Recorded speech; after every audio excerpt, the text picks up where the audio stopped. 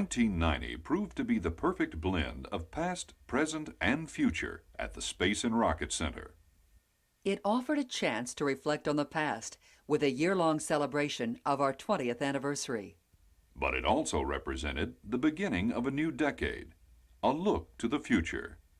Corporate partners are at the forefront of commitment to the 1990s, providing financial support and direction. Space Camp is a chief beneficiary as special corporate weeks were held during the summer. The Partners in Our Future program also realized another successful year as principal donations totaled nearly $5 million since the program began. Corporate support is the foundation of the Space Camp Scholarship Program, which awarded 283 full tuition scholarships in 1990. The Alabama Space Science Exhibit Commission began the year with the election of Huntsville attorney George M. Beeson, Jr. as chairman. U.S. Space Camp attendance figures in Alabama and Florida in the 80s reflected a remarkable interest in space exploration that carried over to the beginning of the new decade. Over 26,000 participants attended in 1990. Students and educators from 20 nations arrived to take part in the first International Space Camp. The goal was to promote the advancement of all people through international cooperation in space studies. The enthusiasm and willingness of the students and teachers to share ideas was reflected from day one. It's a great privilege and honor to be here today, and certainly a great opportunity for our countries for further cooperation in space. We are very honored to be here in Space Camp. I hope that we all met again on the space station Freedom. The growing interest of young people in aviation careers is readily apparent in the exciting first year of Aviation Challenge. Over 600 students attended the sold-out premiere season of the Jet Pilot Training Program. Some new wrinkles are added for 1991. Adults will get in on the action with a new weekend program. A new basic program for students in grades 7, 8, and 9 will take off in May. And some Aviation Challenge students will earn undergraduate college credit through a new affiliation with the University of Oklahoma. The educational value of Space Camp programs received a firm pat on the back from school teacher Lisette Clemens. She took a $25,000 cash prize for being selected one of the outstanding teachers in Illinois and turned it into Space Camp scholarships for 30 students. In another historic project, Space Camp trainees harvested tomatoes grown from seeds that flew for 6 years aboard NASA's LDEF experimental satellite. President Bush made his second trip to Huntsville when he addressed Space Camp trainees and employees of the Marshall Space Flight Center. Dedicated the work president to this emphasized great the need for country of continued ours. space God bless the exploration United Nations and of trips to the pioneers. moon and Mars. I may not be around in the year 2019, but all of you guys will. And a lot of people out here in this marvelous, young, vigorous workforce will.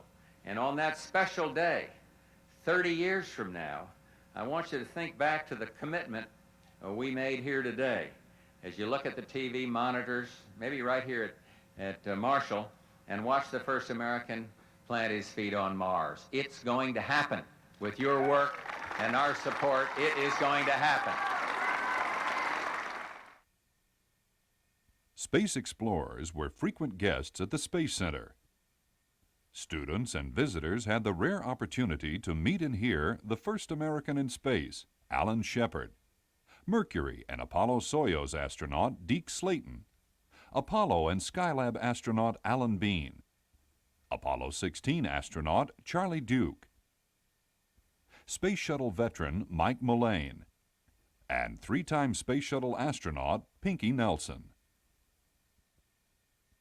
The 15th anniversary of the 1975 Apollo-Soyuz Space Rendezvous brought Apollo Commander Tom Stafford and Soyuz 19 cosmonauts Alexei Leonov and Valery Kubasov to the Space Center.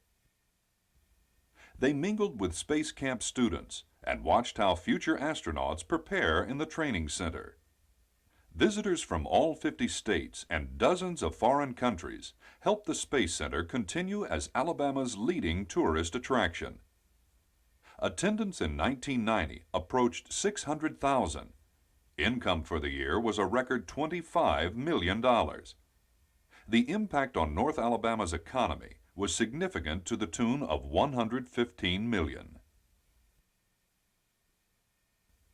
A one-day attendance record was set on March 17th when an estimated 8,200 people joined together to help launch a year-long 20th anniversary celebration. The major highlight of the day was the unveiling of a mock-up of the Hubble Space Telescope. Corporate partner Lockheed Missiles and Space Systems provided funding toward establishment of the full-size exhibit. Visitors were also treated to the official dedication of a Pershing II missile exhibit in Rocket Park, made possible by the U.S. Army Missile Command at Redstone Arsenal.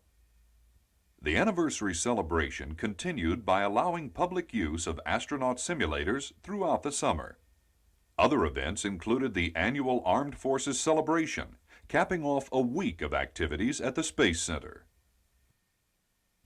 Well-known figures who visited the Space Center included jazz great Lionel Hampton, who announced the latest winners of his Space Camp scholarships for minorities.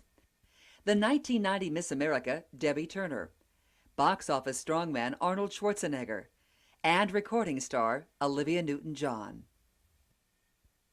The welcome carpet was rolled out for Delta Airlines, the official airline of U.S. Space Camp.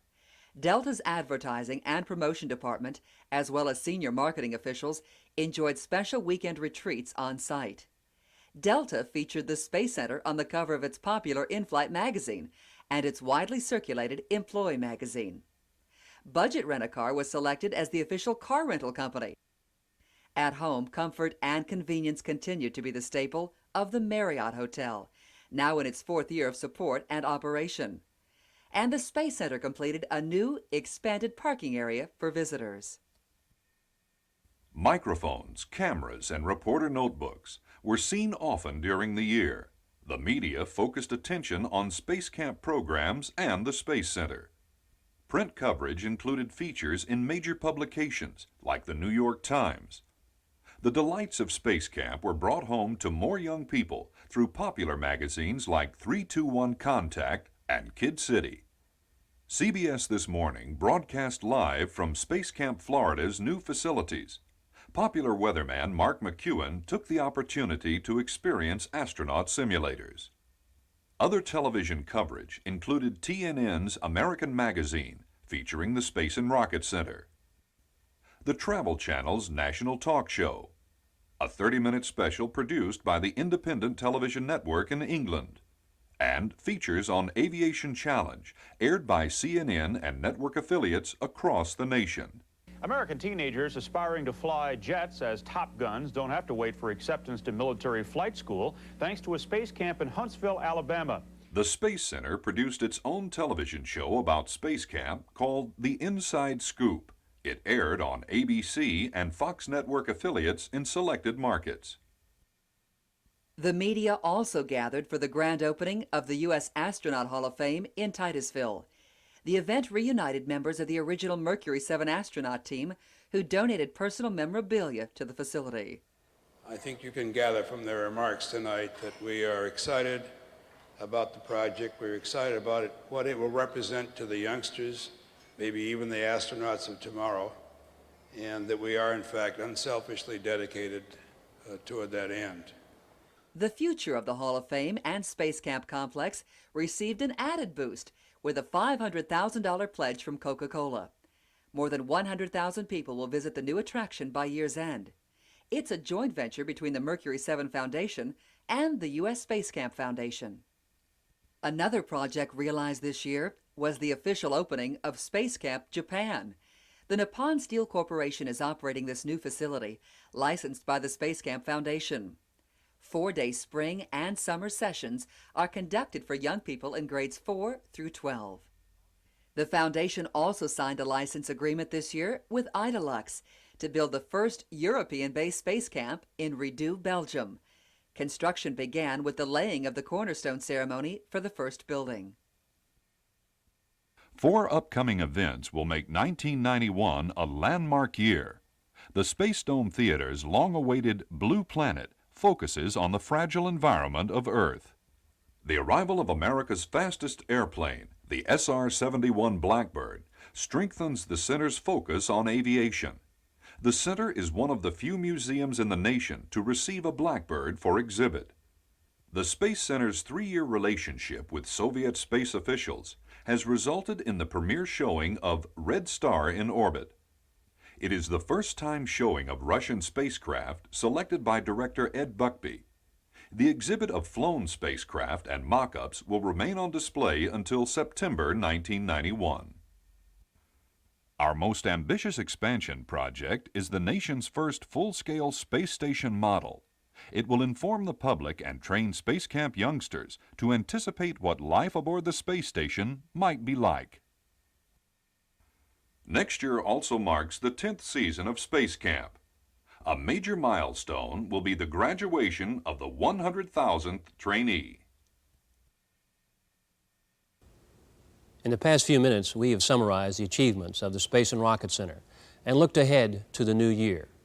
As we enter our 10th year and graduate the 100,000th trainee of U.S. Space Camp, we wish to express our special thanks to you, the corporate and government partners who have made this unique educational program possible. The programs and the advancement of our levels of teaching in both aerospace and aviation will allow us to reach an even broader audience of young people in the year ahead.